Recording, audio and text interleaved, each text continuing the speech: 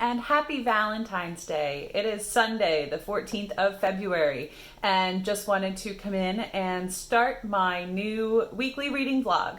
I don't honestly anticipate a whole lot of reading happening this week, but maybe if I'm picking up the camera every once in a while, it'll motivate me to read in maybe larger quantities. So, goals for this week: finish The Magnetic Girl because I have a book club discussion for this book on Tuesday evening. So I'm listening to the audiobook. I'm about halfway through, and this is narrated by Brittany Pressley and Andrew Eiden.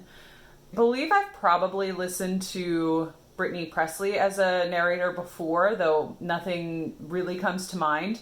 The book, again, is The Magnetic Girl by Jessica Handler. This is a historical fiction based on the life of real-life person, Lulu Hurst, who in the latter half of the 19th century in Georgia really just took the concept of mesmerism, which was sort of the precursor to almost the spiritualist movement, which occurred at the turn of the 20th century. So she took this concept of mesmerism and built a show. So this is a fictional account of her life and the development of the skills that she needed to create the show. And it seems like how her family and her father has sort of exploited her charisma to build his own wealth. So, discussion for that coming up on Tuesday, and I'll probably have to listen a little bit more today and obviously tomorrow when I would normally do some audiobook listening. The other thing that I must finish this week, because frankly I don't really want to read it anymore, is Down Comes the Night by Allison Saft. I'm almost 2/3 of the way through this book, and I'm just having some real pacing issues in this novel.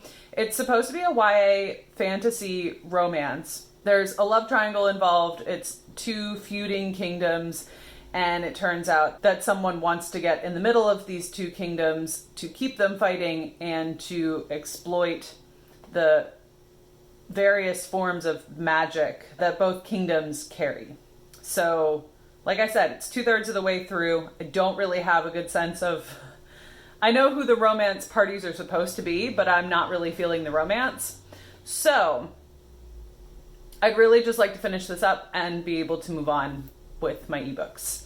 Which is sort of unfortunate because I don't like reading things just for the sake of reading them. But I have this from NetGalley as an advanced copy, so I feel like I have a responsibility to finish and review this book. What have we done for Valentine's Day today? Matthew is out right now getting the final ingredients for chocolate lava cakes, which we're gonna have after dinner today, so that's very exciting.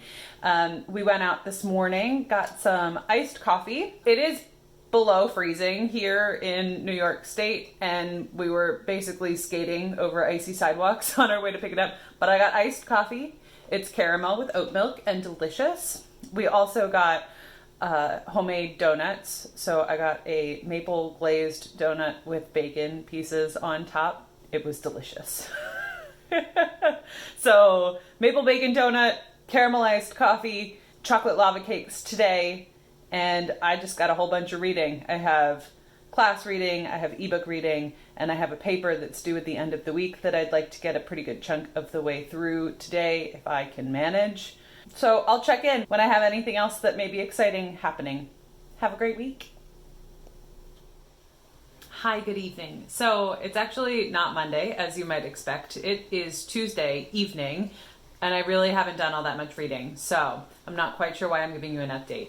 I did manage to finish The Magnetic Girl by Jessica Handler. I listened to the audiobook through Libby, which was narrated by Brittany Pressley and Andrew Eiden. I'm pretty sure I got that right. If I didn't, it will be listed correctly in the description box. And we had our discussion for that book this evening. My thoughts are fairly middling. It was fine, but it certainly wasn't spectacular, and I don't think that it'll stick with me at all. As a quick recap, this is a fictional account of the real-life Lulu Hurst, who was known as a magnetic girl, which was a vaudeville act which sort of played with physics and pitted this, 14-year-old girl against a full-grown man in sort of a feat of strength, but it was more of a mental competition where the magnetic girl was paying attention to the situation and sort of manipulating the physics of the situation on stage. So there were parts the discussion was quite interesting, and everybody had different ideas of like how this book could have been more interesting. So no tea, no shade to Jessica Handler, but it wasn't really our group's cup of tea, which is fine. Beyond that, I don't even know what I'm doing. I'm still reading my ebook for Down Comes the Night by Allison Saft. This comes out next month, so I was trying to get it read before its release date, and I could put my review in on NetGalley. I have, I think, like 12 more chapters or something, and I'm going to push through, even though it might possibly kill me. My physical book that was on the top of my go back to the library pile was a Universe of Wishes, edited by Dhonielle Clayton. The first story is also titled A Universe of Wishes, and this was by Tara Sim, I believe is how they pronounce their name.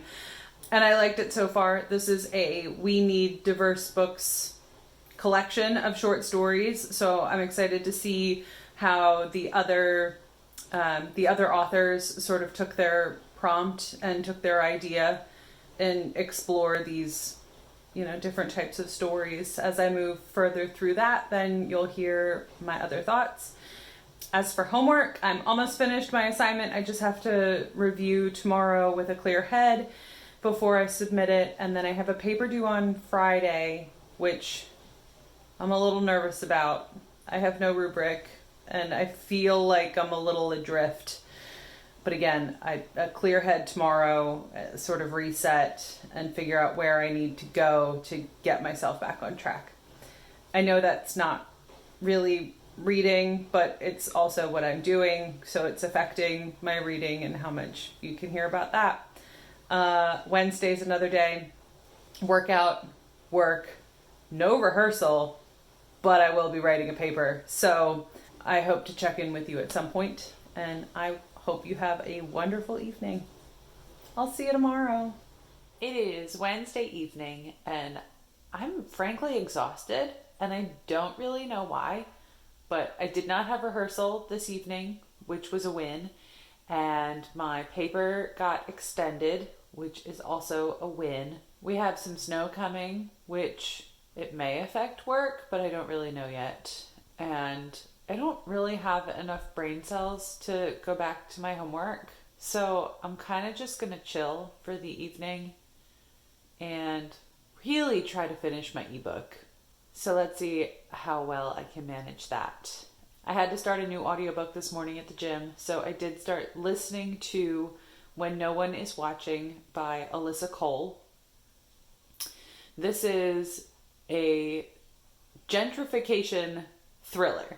So it takes place in a neighborhood in Brooklyn that has historically been Black, and now we see telltale signs of gentrification, of stores being purchased and repurposed, Black families that have been there possibly even for generations, no longer being able to afford their homes and moving away, and it all has sort of a sinister bent to it. So Alyssa Cole has written a number of romance novels. I've read the first 2 books in her Reluctant Royals series and very much enjoyed those and enjoyed the characters that she's created. So when I found out that she was writing a thriller, I was very excited, and I had actually requested that as an advanced copy. So I read it as an ebook just before it was released, and I wasn't blown away by it. However, Kayla from Books and Lala selected this for her online book club, the Literally Dead book club. I'll post links to her channel and the Goodreads group below if you are interested. And she picks primarily mysteries and thrillers. This was her February book pick. So I figured I'd give it another shot, reread it, have it fresh in my mind for her online discussion. She always has a co-host, and I don't recall who is co-hosting when no one is watching, but I will include their channel below, and if the date has been announced by the time this video goes up, which it probably won't. She normally doesn't post it until like the week before. In any case, I thought I'd give it another try, and I thought that I would try to listen to it via audio. So I started the audiobook this morning at the gym, and I'm almost halfway through because I'm very much enjoying the pace of the story at this point. And I'm not sure if it's because of the audio or if it's because I know where we're headed and can sort of see the threads a little bit better in the second read than I could in the first. The audiobook is narrated by Susan Dalian and Jay Aaseng. And yeah, I'll let you know what my final thoughts are. And I will be reading with my eyes this evening. So again, I'm looking to finish my ebook, which is currently Down Comes the Night by Allison Saft. And hopefully I'll be able to provide some positive information at the end of this book. Maybe I'll read another short story in the anthology, A Universe of Wishes, edited by Dhonielle Clayton. I'll let you know at some point, whatever I've managed to do. So I hope you have a wonderful evening, and I'll see you tomorrow. We'll see how quickly I can make this update because they are snow blowing the sidewalk right outside the window, which would be very loud if they decided to come back. It's Thursday night, and it is right at the end of the day. So we had a snow day from the library, but that also meant that there was enough snow that I didn't want to go to the laundromat and take care of the normal things I had to do on a Thursday. And I was attempting to do some more work on my paper and got a little bit overwhelmed. So I actually wound up on the phone with my professor, and she sort of talked me off the ledge. I feel pretty good about things. I just need to, get down to business. Nice thing is I had that extension, due to an unfortunate circumstance, and that the professor lives in San Antonio, Texas, so is dealing with all of that nonsense of having to boil her drinking water, which is crazy. So I feel for those folks. The other thing I wanted to update you on was the product that I was influenced to purchase due to social media. And now they're shoveling outside, so sorry if you can hear that. It is better than the snowblower in any case. So I was influenced to order Bones coffee. There were enough targeted ads. I drink coffee every day. The flavors and designs on the bags have always interested me, so I wanted to share with you what I got. We did 3 different flavors, and then I saw one today, I think on Facebook, that was holy cannoli. Cannoli flavored coffee? Combination of 2 of my favorite things. So I do not have holy cannoli coffee. We did order the chocolate orange. You can see he's wearing oranges on his suit. We ordered the maple bacon, which I am super excited to try because I keep getting donuts with maple icing and bacon on top. And you can smell it through the bags. And all I want is a cup of maple bacon coffee, even though it's 10 o'clock at night. We also ordered a limited edition for Valentine's Day, I guess, a red velvet coffee. And it actually smells like a red velvet cake. Not just cocoa, but red velvet. So, can't wait to get to this one. The other thing that Bones has started to do is to include a mystery pack of ground coffee. So it's a mystery flavor. Matt tore open the bag, and we think it might be a raspberry blend, which is a flavor that they have on their website. So we'll try this tomorrow and see if I can determine the flavor from the actual brewed coffee. Everything else that we ordered, we got in whole bean. I'll grind my coffee just before putting it in the coffee pot. We don't use a fancy coffee pot by any means. I just ground the beans as we use them in most instances. So that was all I had to share with you. I'm trying to think. Oh my gosh. I finished Down Comes the Night by Allison Saft, and I did my review for good. I put my review on Goodreads, on the Storygraph, and I did update on NetGalley as well. So that book is out of my life. I really had hoped to love this book. It's a standalone YA fantasy. It's got a hate to love romance, and it all takes place in this like spooky gothic mansion. Unfortunately, like there was not enough of any of these elements to make a compelling story for me. I did not particularly care for the main character, and I didn't really understand her attraction to the male love interest. The magic was very confusing to me, and our main character Ren's magic was used to heal, so it was more of like a medical practice, which led to some really descriptive and detailed like medical procedure descriptions, which I didn't need. And it really pulled me out of the story because those were like the longest paragraphs. And the spooky gothic mansion like wasn't spooky enough. I didn't get enough payoff there. So overall, kind of a flop. The cover is beautiful. The cover is stunning. And if I had had a setting that took place, if I had had a story that took place in this setting that was on the cover, I would have been set. I didn't get that. So very unfortunate. My arm is killing me, so I'm going to go to bed and maybe go to the gym tomorrow, which would mean that I'm coming towards the end of When No One Is Watching.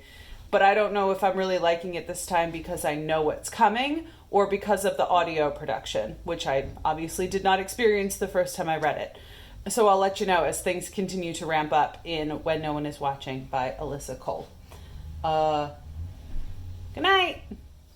Good morning. So it's Friday. I have a delay to go into work today. So thought I would come in and close out the vlog. What I have to do after work today is write a pretty decent chunk of my paper. So the due date was moved to Sunday, and I had a conversation with my professor yesterday, which means I have a pretty good idea of how to move forward and just got to get words on the page.